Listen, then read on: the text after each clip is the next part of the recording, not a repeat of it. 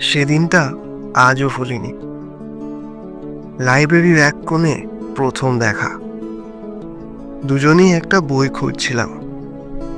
হঠাৎ হাতের ছোঁয়ায় চোখে চোখ পড়া।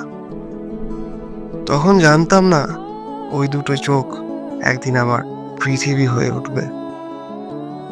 ও ছিল শান্ত আর আমি ডানপিটে। ও ছিল নীরব আর আমি চঞ্চল।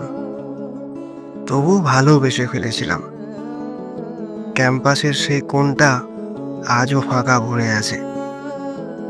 আমরা যেখানে বসে স্বপ্ন আঁকতাম, ভবিষ্যতের গল্প লিখতাম। কিন্তু একদিন সব কিছু থেমে গেল।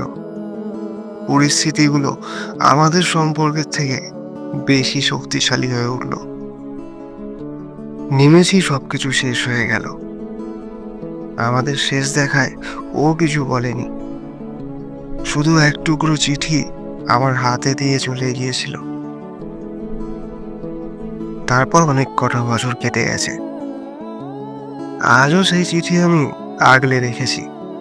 প্রতিবার পড়ি, কিন্তু থেমে যাই শেষ লাইনে এসে। শেষ লাইনে লেখা ছিল, যদি কোনো জন্মে আবার দেখা হয়, আমি চিঠির শেষ লাইনে তোকেই চাই। ভিডিওটি ভালো লাগলে লাইক করুন, শেয়ার করুন নিজের কাছের মানুষগুলির সাথে।